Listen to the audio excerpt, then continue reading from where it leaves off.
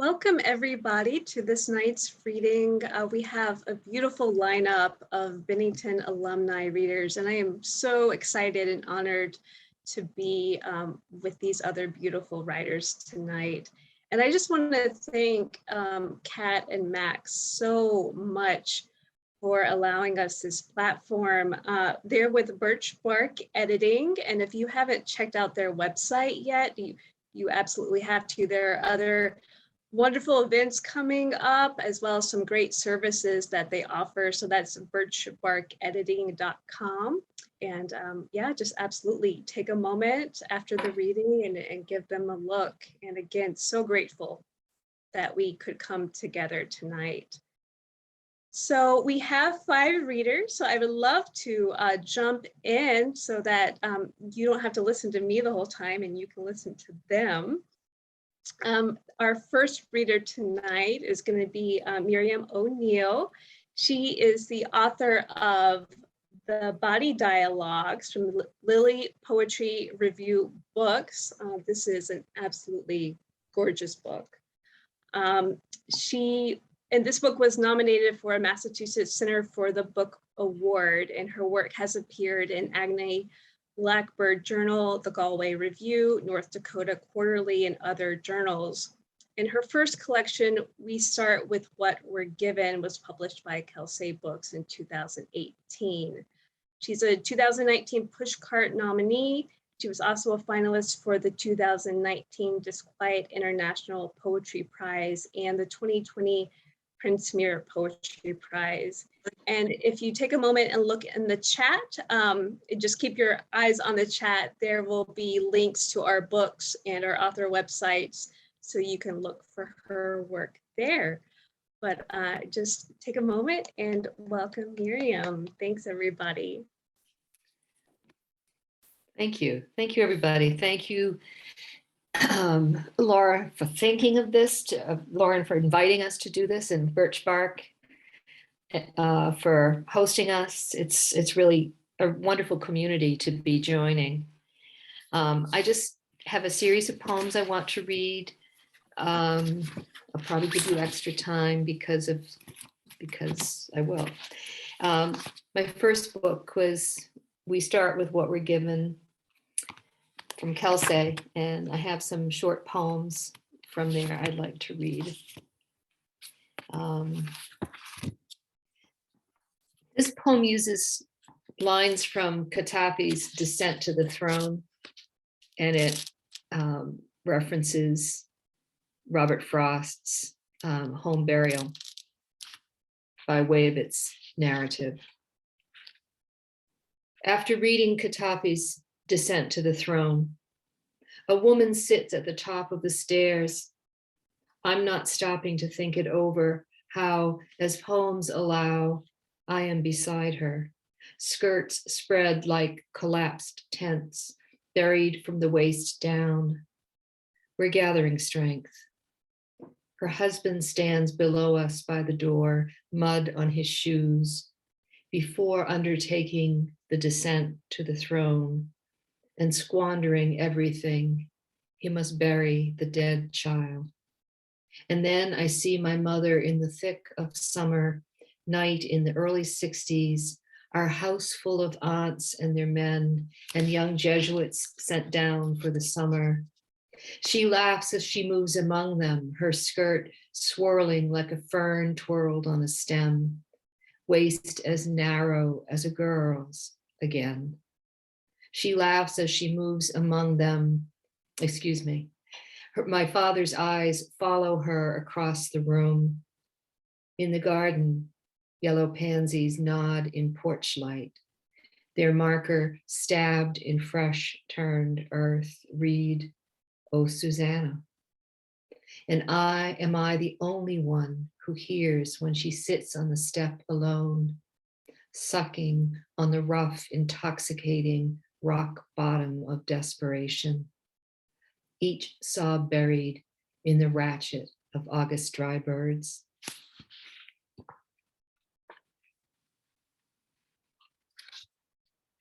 A little tiny one.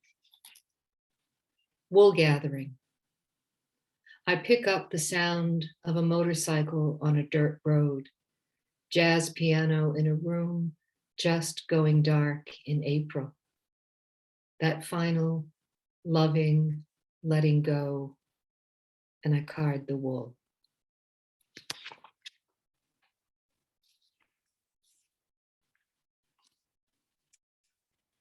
So,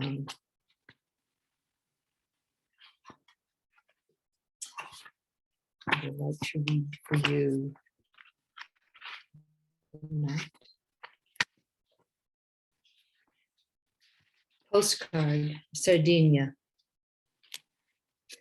The cliffs along the coast are covered in white thistles and speckled with goats whose bells sing little syncopated songs as they cross the road, while all the cars wait and the drivers stare at the view. Today I drove to the end of the road, or I should say, as far as the road could take me. There is much left alone here, which I like, which I think you'd like too. Come with me next time. We'll drink Cananao, it's good for the heart, and we'll eat goat milk pecorino.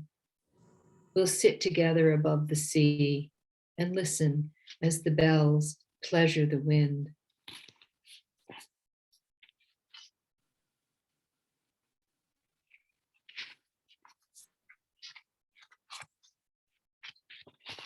This is after William Stafford. And it references some images,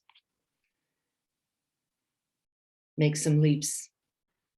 The kindness of anecdotes is that they let you touch the story without commencing to think. They plant thistles in the clover, litter the lane with tiny birds that wait until you're close before they flit away. You can watch them and consider the lilies who never worry as you lift up the drowned boy, his red sneakered feet splayed on the shore, eyes not seeing the sun. You can place him in the bluebird box, nailed to the swamp maple's trunk, from which each morning he will hear you whistle, the dog back from the field and ditch, and you, your heart will fold itself over him until he is another lamination of the darkness you carry.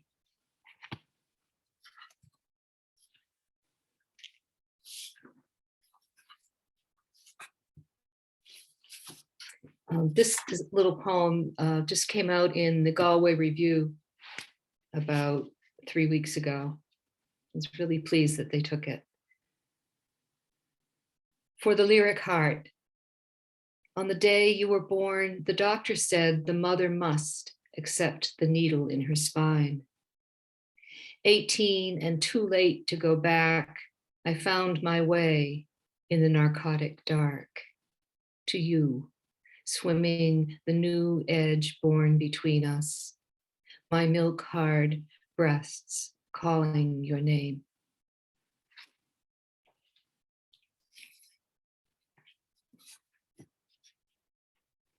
And this one just feels like a lot of the waiting that we're doing right now.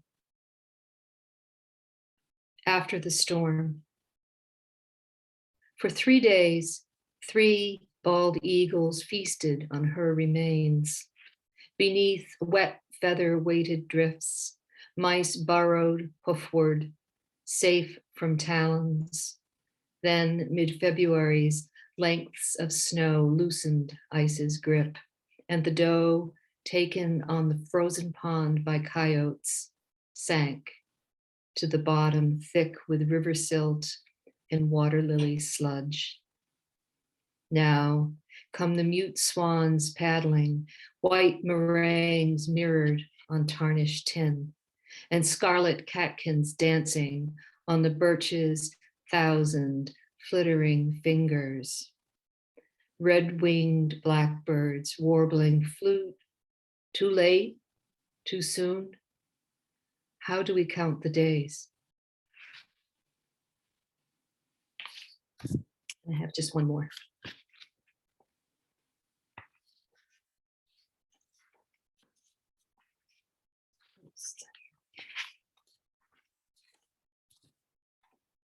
Change.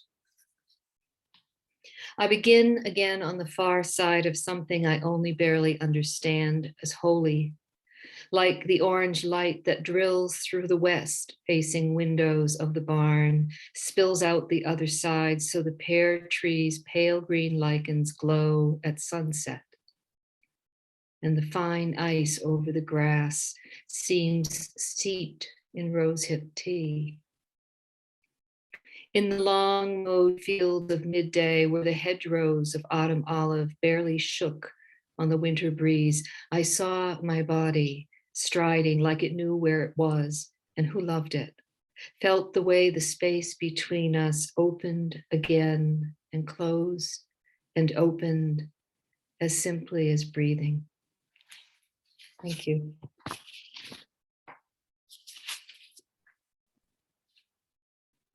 Miriam, thank you for such a gorgeous reading. Absolutely stunning.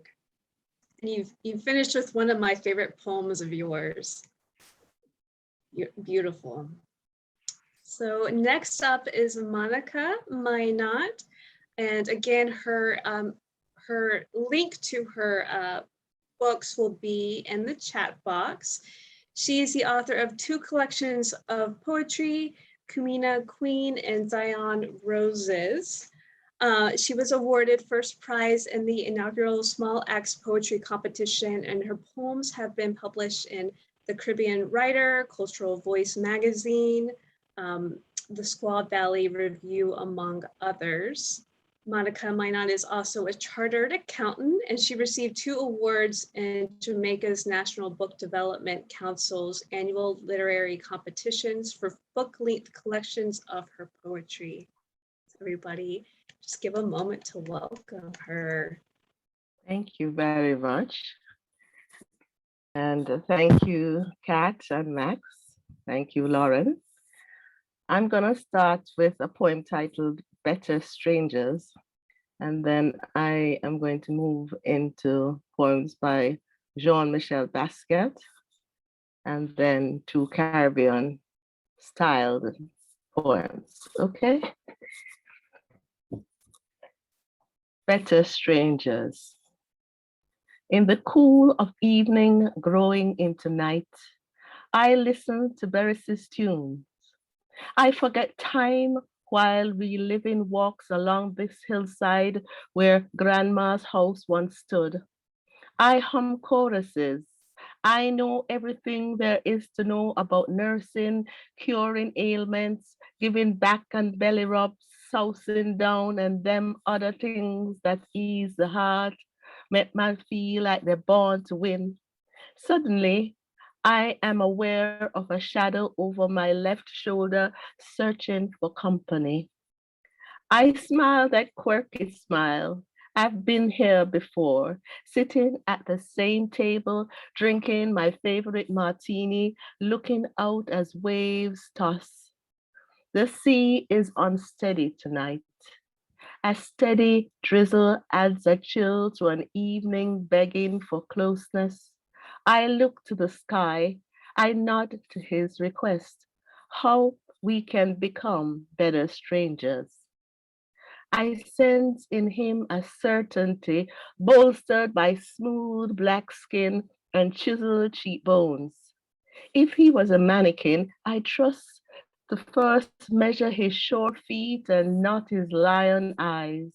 I'd fashion a gold bracelet as his only cover, a picture-perfect photograph set against a night sea for us to acknowledge God and creation. Next, I'd look for wounds, dark patches of hurt marking many battles. The smoke from the food fire seasons the air. Passers-by seem not to be bothered by earth tremors. What I am not sure of, I know I'll find in his rhythmic pulse as we define intensity by reflex, translate touch into feeling, bring healing to unnourished passive cells, restore vigor. I watch for light out, the glow of dust streaking highlights on our nakedness. His taut biceps and triceps as he casually lifts me and fits me steady between his legs. Saturday evening, the bustling traffic has no time to contemplate what may be happening between man and woman in an abandoned cove 20 meters below the road and a stone throw from an argumentative sea. A slow rising moon enters a red sky while buyers and sellers haggle over closing day's sale. Yam, banana, and tomatoes cheap. Another sound system man strings his wire on the public service line. A coconut vendor shaves the last 3 jellies left on his stall. Coconut water good to quiet thirst and wash clean the heart. Tonight my heart is clean and full. I have left writings on his thigh, marking melodies of Beres's music, signaling the stage of the hunt. Waves send water tumbling into our cave. As the tides inch in little by little, we are knee deep in water. Only then do we climb to higher ground, to a rock flattened by constant motion of the sea. The night has come alive. Party people arrive as we slip into dripping garments. We walk boldly to First Street as if we were the only people in town. Wind-blown skirt and pants almost dry. We ignore quizzical glances and frowns, knowing that the soft pause of passion, trailing and illuminating light, made us better than strangers, made us wild and beautiful things. That's the first one. And then I'm moving on to my poems selection that are after paintings by Jean-Michel Basquiat. The first one is titled Let Us Play by My Rules. And I think everybody here knows a little about Jean-Michel Basquiat. He was a painter who started spray painting, graffiti on walls, and he crossed over to mainstream, but he died at age 27, very tragic, from an overdose. And he has left a huge collection of paintings that some now sell for over 100 million US dollars. So his voice for me represents a lot of what he captured was the Black experience from his perspective. And the Black experience, of course, is a lot of trouble coming out of the transshipment, the trafficking of Africans, and how it is that a Black man can find himself in New York City. Let us play by my rules. I have been called, yes, called to a city where boys grow into skeletons and skulls, wearing halos of nails and thorns, where locusts deconstruct and strip down like I strip down for you, show you my lines, my angles, my crown. They cross me over, Madonna, to feel what Black crazy feels like. They cross me over, sits me down, sing me soft, sing me wild, ring me with fire. Then they listen when I testify, a broken heart loud, back talking loud, before they reply, calling out my name, Jean-Michel Basquiat. I say, off with their grinning heads.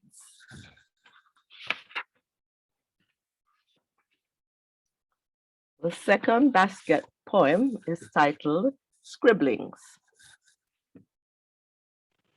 You want to rob spray-painted crowns again? You can't take my crown.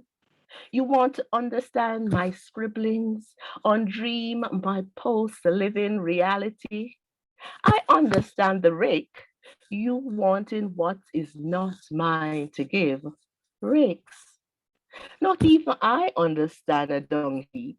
I set it on fire, smoke, rivet and dump, drop school or school dropped me. It figures why I scribble and scribble, expel from the womb into death, a crowning of life, ashes to ashes. I light fires in my forest. I watch them burn bright, sight or sickle ready. Iron cool, iron medium hot. A hole in the forest, not a metaphoric hole, a hole to dig deep, plant corn. Corn, not gunshots, not GM corn, real corn. Harvest, workers with spray guns, witnessing corn crushed at their feet, vanishing line of graffiti artists. We paint, we scribble, messengers of woe.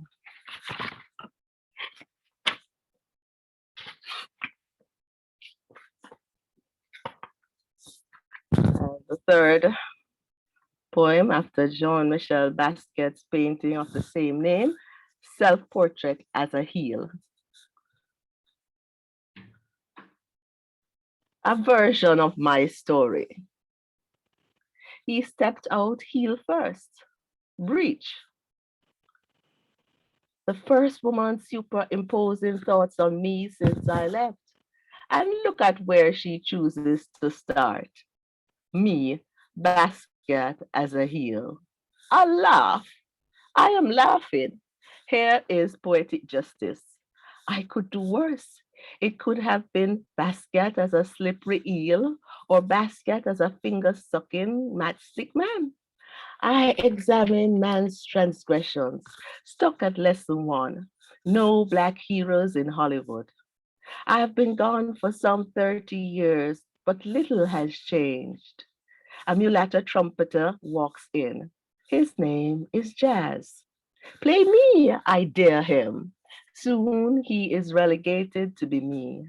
Plays a small part in a skit, kills himself. Did one say the recurring heel?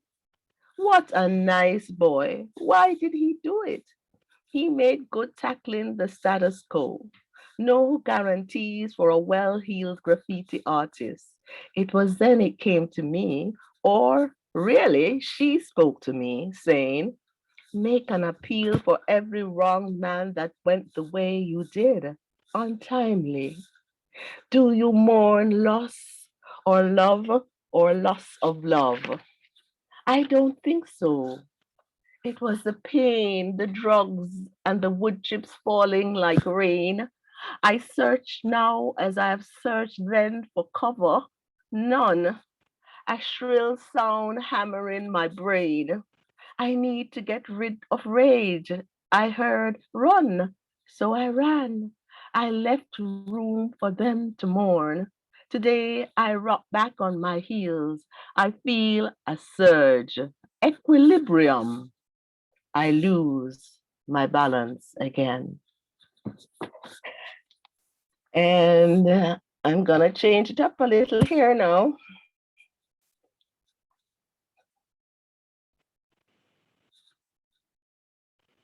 And this poem is titled Navigating the Middle Passage 2. Praise and more praise, Ashanti Kikuku Mandigo praise. Praise underwater currents traveling us up.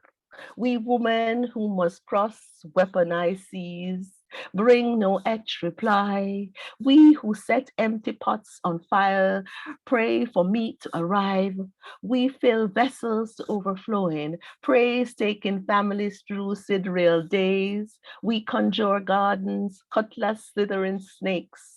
Praise and more praise for women clearing terrains. Now some sit too quiet at high tables. Nanny, revealer of knowledge. Leadership is not delivered by estrogen nor testosterone. Furious praise arise. Watch a killer whale lead. She crosses unsettled seas, navigating unspeakable acts of men. Oceans swallow what they have left behind, an unholy quest. Nanny refusing to entertain infidel dives overboard and swims. Her message arriving in waves, churning out rhythms of resistance. Sounds caught by Lady Saw and Spice. Dance hall captures tidalistic motions, harvests of bones. Yes, women who scan oceans know the hour to dive, tread water in the deep, arising with the pure, survival instead of junk pearls. Nanny, having seen the bones on sea bottom grow into mountains, she raises herself up, climbing one bone at a time, an encompassing vision, a declaration. Now is the season. Let us live. And the final poem for this evening is titled Dance Hall Museum. And a little bit about dance hall. Dance hall has come out of the inner cities of Jamaica, the real poor inner city communities in Jamaica. And it is a response to the years of, I would call it, suppression and oppression of the female body. It started, of course, from, I would say, in the time of slavery and trafficking, where the slave owner, the captains and the slave owners and planters would take the Black young girls and rape them, and through them fathered, a lot of children of mixed race. And it has continued over the time where the body of the woman is not her own. Now, out of a subversive response, inner city ladies in Jamaica have come up with a dance, and it's called dance hall. So if you have the time, you can look at the latest music video by Spice and Shaggy that shows you dance hall in all its glory. So this poem is titled Dance Hall Museum. My body is never still. There's no deception in movement. It's a call and response, archiving oppression.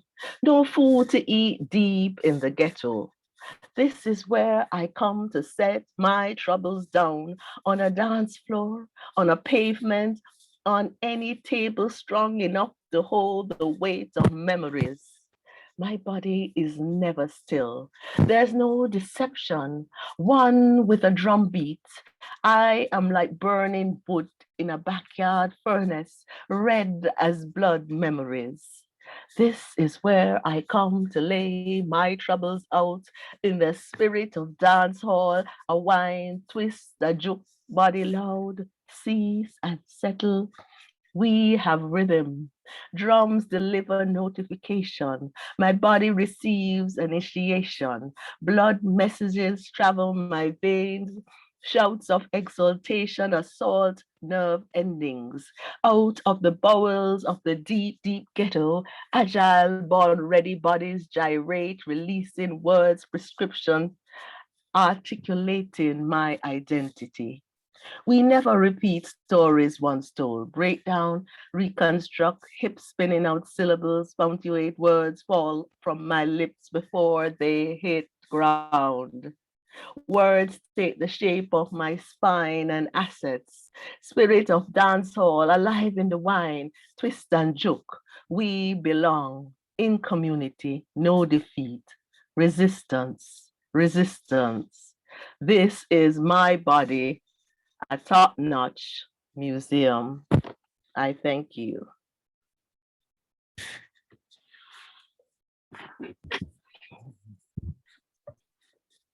Monica, what a gorgeous reading. Thank you so much for that. So powerful.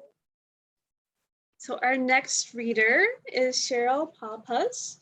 She's an American writer living outside of Boston. Her poetry has appeared in the Chattahoochee Review, Had, and elsewhere. She's the author of the flash fiction collection, The Charity of Hunger, published by Word West Press. And again, her links are in the chat page. Welcome, Cheryl. Much. I'm still not conscious after Monica's reading. That was really amazing.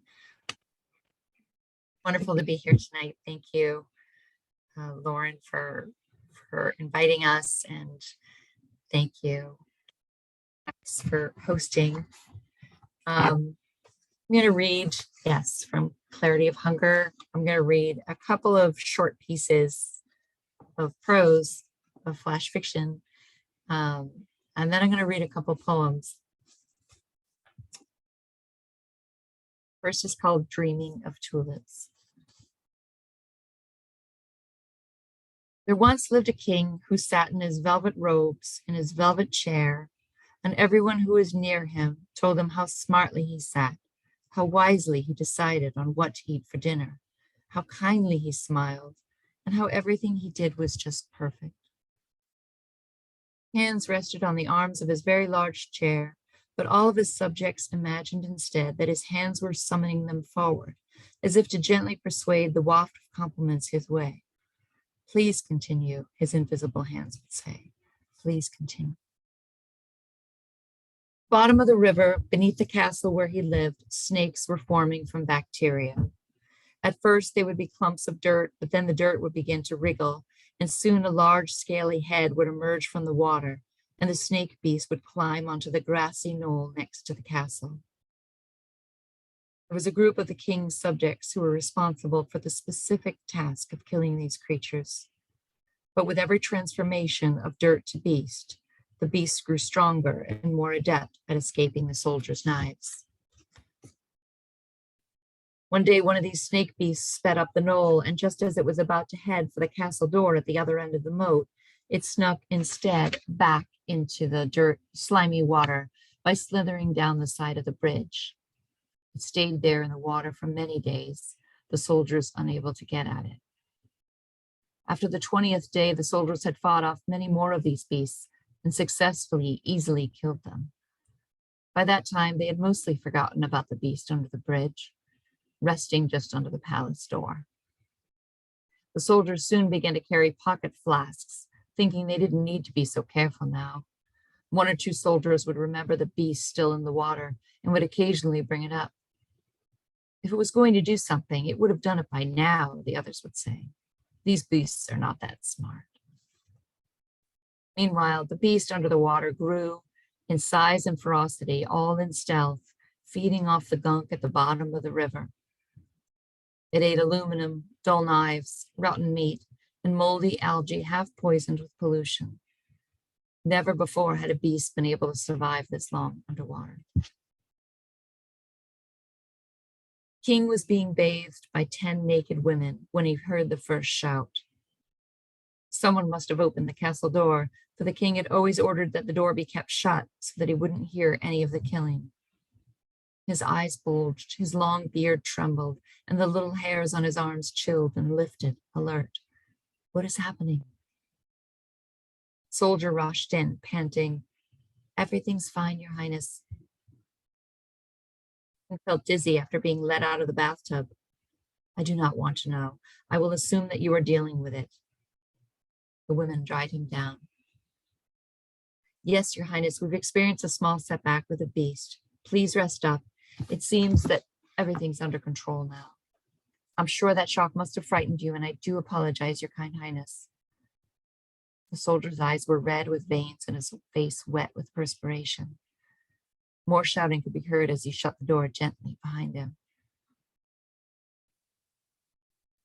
"I would like you to dress me now, and I would like to lie down." The ladies dressed the king in silk purple robes, and he lay down on his velvet bed. Along the bridge of the moat were 200 gouged bodies. Some hung over the bridge's wall, some in pieces. A head here, an arm there, a torso. The beast was now in the main entrance hall, its head reaching up to the ceiling of the castle, its sharp teeth sleek with blood, and its nose pointed toward the king's door. I rushed around it, but the knives were absurdly tiny in comparison to the beast's size. Every man who confronted it was butchered. It had his women serve him a potion of poppy juice to drown out the escalating noise, and so as he lay there, dreaming of tulips, He was oblivious to the beast breaking through his door in anger. The king perked up when he smelled something divine.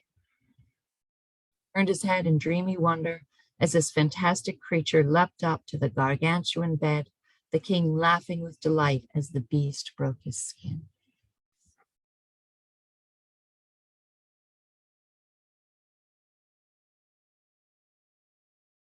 The next one's called Every Day the House.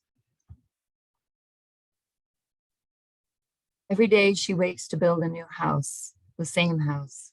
She starts with mud, slaps it into terracotta, and then makes a roof of moss. Puts a plant in the corner, taken from the forest path. She makes spaghetti for lunch, eating with a fork branch. For tea and biscuits in the afternoon, a little company of mice comes in to tidy up the cobwebs that have already formed in the corners. The mice nibble on crumbs under the table. As the day goes on, the clay walls grow soft and her body grows cold. By nightfall, her hair has turned a moldy green. By the moonlit midnight, she lies on the earth covered in fuzz, and insects swarm her mouth. Every day she wakes to build a new house, the same house.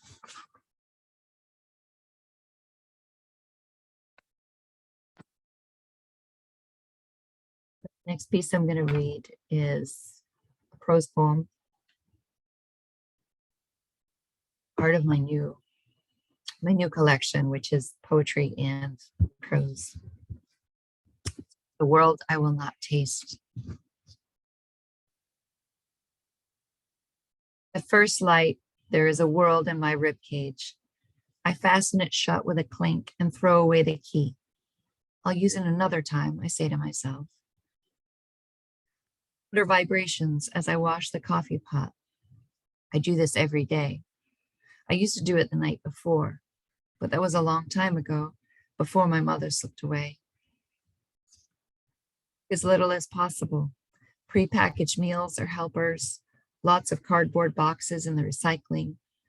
Packages arrive on my porch. I pick them up gently and sort through what I need. The days. The rush of water in the shower knows the key, so I stop taking showers. I sponge bath myself like I'm an 80-year-old woman. No, I'm like a 40-year-old woman taking care of an 80-year-old woman in a nursing home. I don't know what food really is the problem. If I eat my mother, I will die and be absorbed. If I eat this potato, I will eat my grandmother. If I eat a tangerine, I will know sorrow. It's that simple. In the afternoon, I sip my coffee and nibble on a piece of hard toast. The sunlight on the little gray and yellow linoleum table that used to be in my mother's cramped apartment and is now in mine strikes my eye like a wizard. It hits a line indented on the surface. Mark, I left when I was 10 for an art project. The wizard, I become water, lose my flesh. I am a rib. I am in a cage. World. I am behind her eyes looking at my father in 1962. I am picking up the baby, good baby. Despite my best efforts or because of them, I have become the sea. I am wave after wave of the people before me, not just my mother, but my father, my brother, my grandparents, my great-grandmother. My skin crest and fall. I am not a body. I am a tide, and the moon holds me in its sway. Let it fall. Let it fall. And I learn to, I have to swim.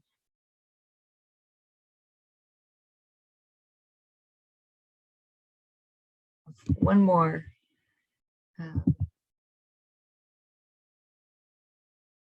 It's an ekphrastic poem after Lee Krasner's Palingenesis. I'll put a link if you want to look at it. You don't necessarily have to. It's beautiful. It's called What It Takes, What It Gives. My soul is a splendid manufactured thing, creaking cranes and wrecking balls. The noise keeps me up at night. The hard edges are smoothed over with berry cream mixed with hard-earned blood. A generation or two gets rebirthed when the bodies from my past crush into molten ash. I can smell the talcum powder from here. Multitudinous shapes linger on my tongue. How insensate I am depends wholly on pressing tasks at hand. Black patent leather shoes, jackets used for blankets during the war, a hypodermic needle, a vinyl record, a candle. Holiness is a crowd of color, clanking in greens and pitched pinks, barely contained but held. I spin out new levels like fans twirling fast back into the bowels of the earth.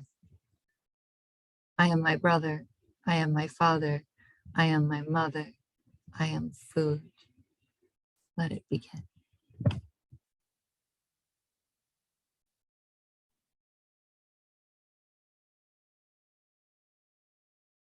Cheryl, I feel completely transported elsewhere. That was a beautiful trip I just took. So thank you for taking me on that trip.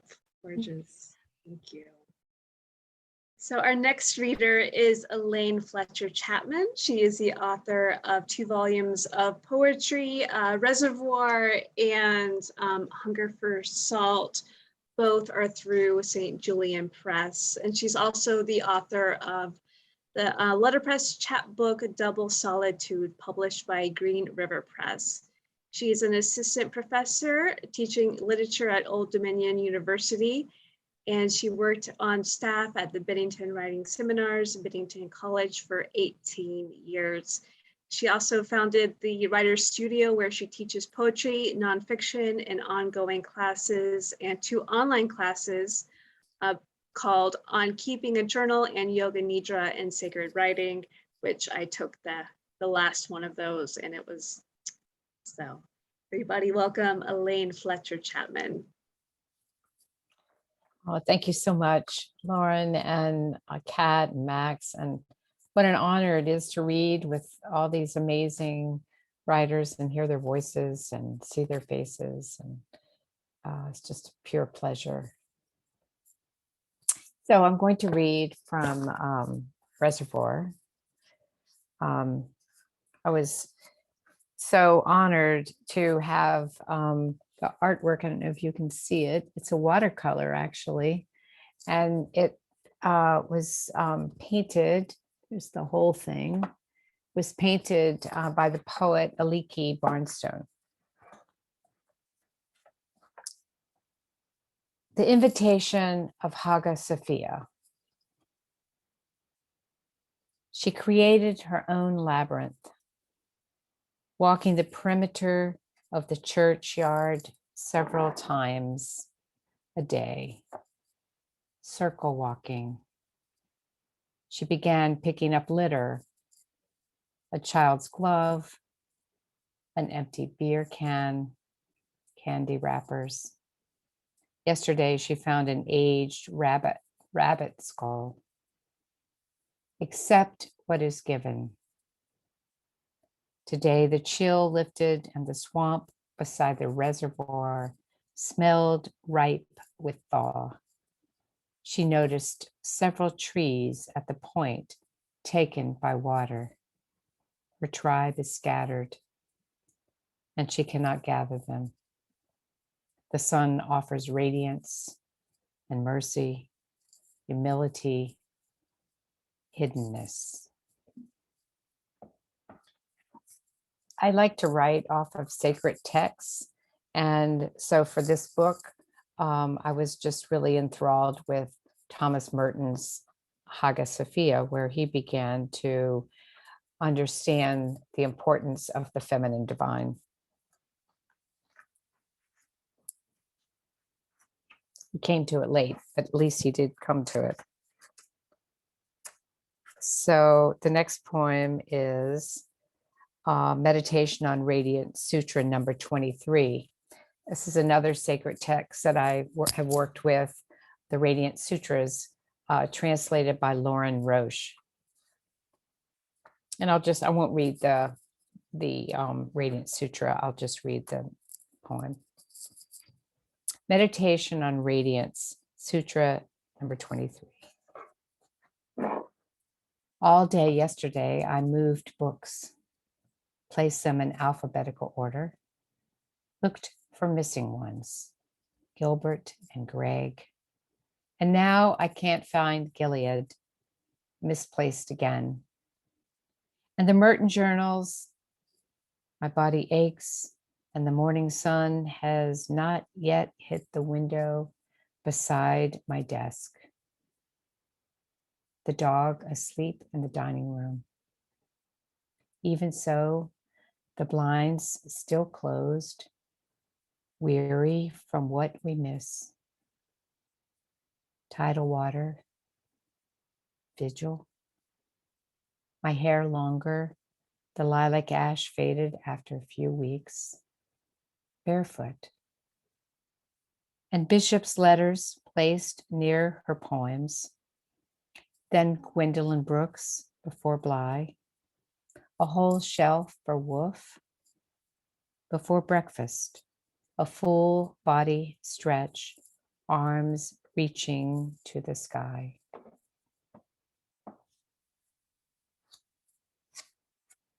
This next poem, the whole book was written before the pandemic, but I felt it felt like a premonition.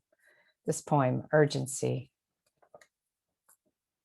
Last night, I talked my son through the city, over the Golden Gate, past Sausalito to San Anselmo, while my husband drove to a hospital and sat with a man who discovered his wife on the bathroom floor, hemorrhage to the brain, passing from one world to another.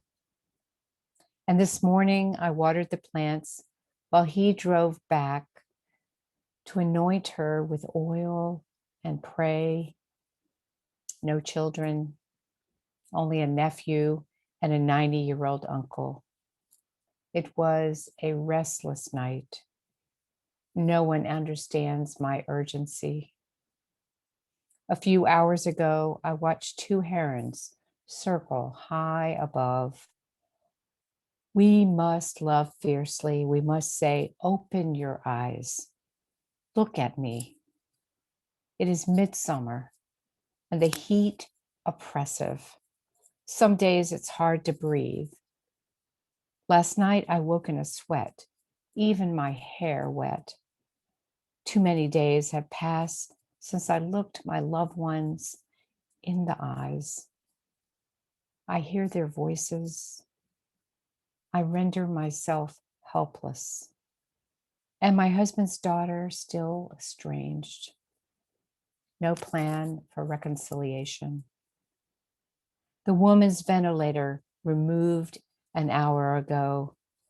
She's breathing on her own. Her dying may take several days. And we prepare for yet another funeral. We say, I love you.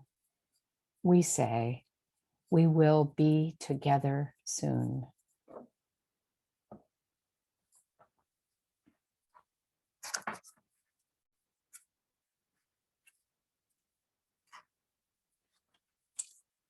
We remember our lives governed by moments we share with loved ones. The dog barks when we kiss. Yes, he does. So we sneak around so he doesn't hear us.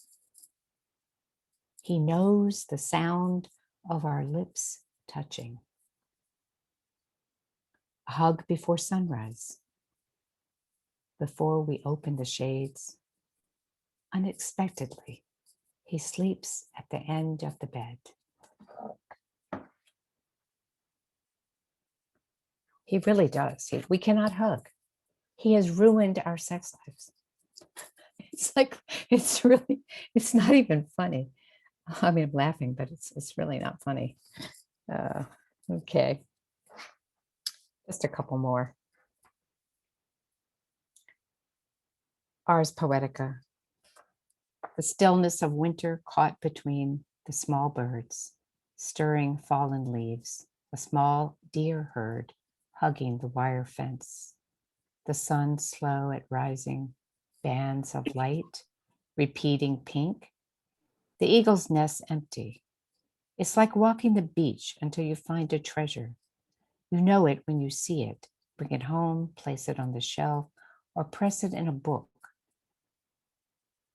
to rediscover later. In this place, it's the sidings. Walk until a vision appears, or someone pulls into the adjacent parking lot and distracts you from your mission of imagining you are in a far removed wilderness, solitary.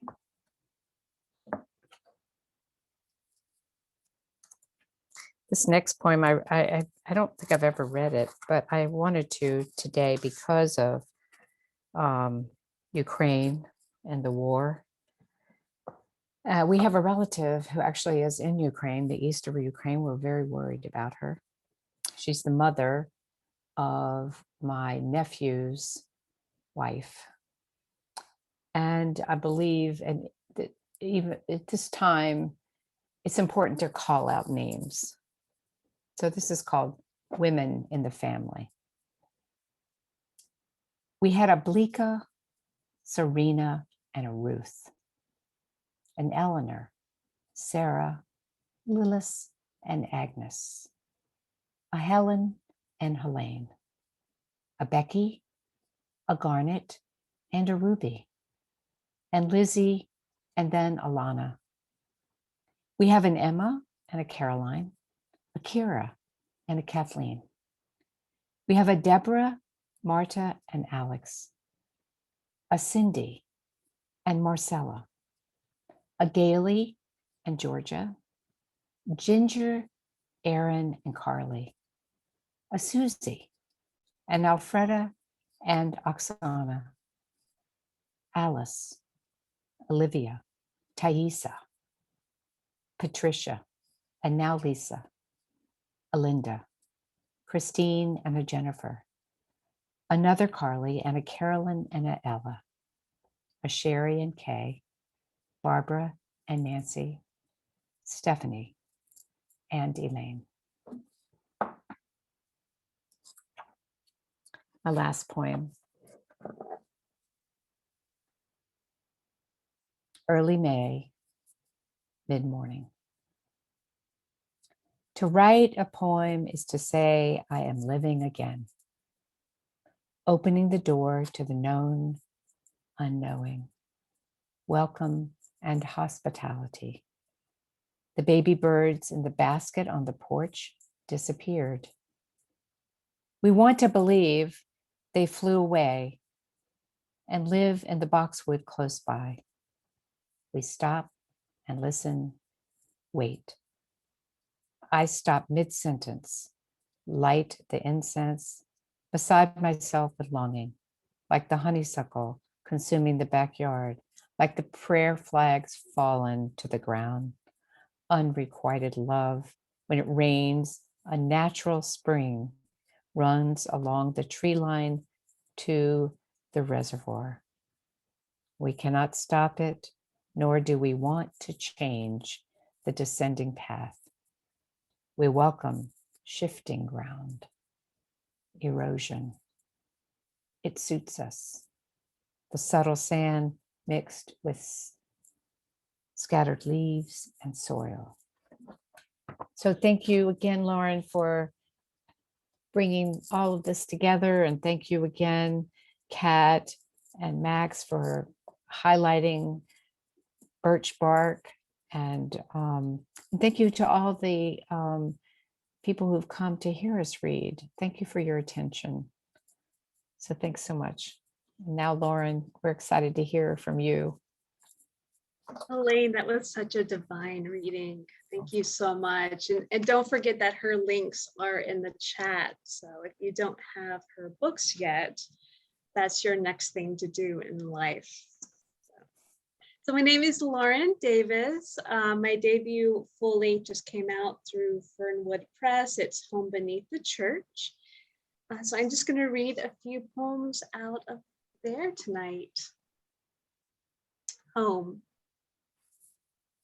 Frightening the foliage from its sleep, we travel along the Quinault Lake Loop in our big red truck.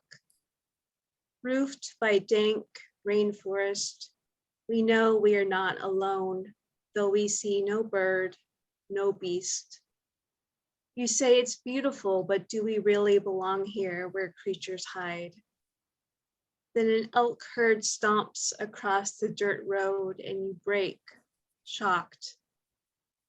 The fattest turns to stare over his long beard, to know or warn us.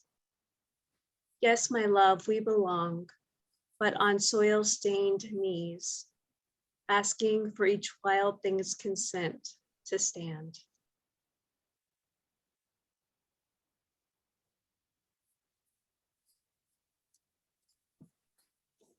I am a New Caledonian owlet nightjar. Unseen since 1998, I am nearly a lost breed. No one has heard my voice but you, a different genus of bird who sought and discovered me. I beat my wings against yours, unable to mate. But look how groomed my semi-plumes, I pluck them into dead air. Now I am ready to be collected beneath your breast. Let scientists say I dared to survive, that you came down from your perch to quiver against me, my last known touch. They will find me in the brushwood, virgin, but a song in my throat. Mm.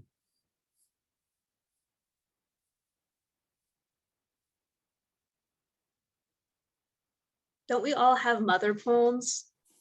I know we do. Mother says, I am not your orphan. I am not your mother, dark and strange, my orphan. I am sorry. In some countries, the seasons refuse to change. If I could, I would force the clouds to misarrange, but they stack like dead men in anthologies. I am not your mother, dark and strange. I have heard of a thing called spring, where rage only shows its face in the blood of berries. The seasons refuse to change. I am small hands, a deranged child picking through ghost bodies. I am not your mother, dark and strange. Gods delay slow to make days age. I strike beads of rosaries. The seasons refuse to change. I cannot show you the weather's range when my sky echoes your sky. My apologies, I am not your mother, dark and strange. The seasons refuse to change.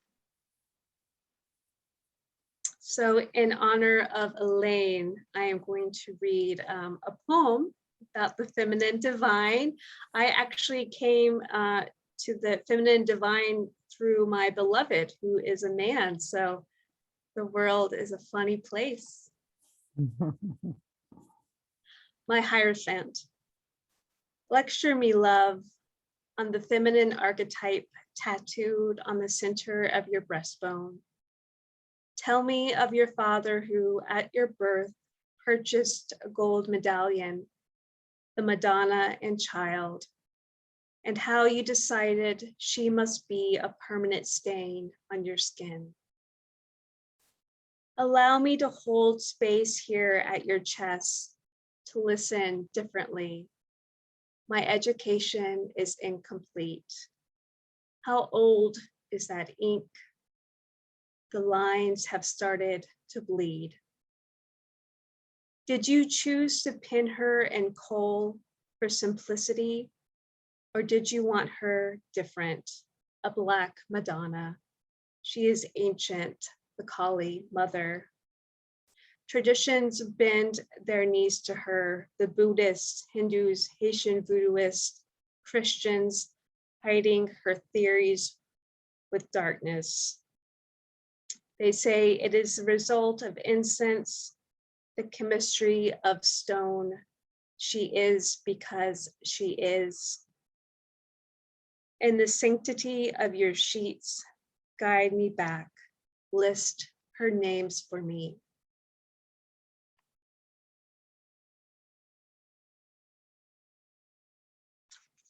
I'll just end with the final poem in my book, because that feels very appropriate.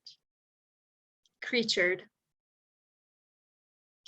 I lay where deer lay each night, where grass bends like light, warmth gummed to the earth.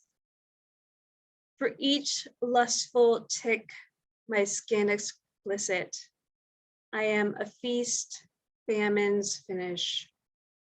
My blood honest, body ready on the glades bruised mud. Beloved, were we ever this wild? Were we ever two beasts mated beneath the prying sun?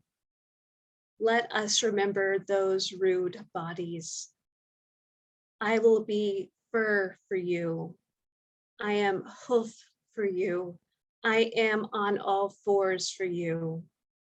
I wait at the forest edge, eager out in the clearing.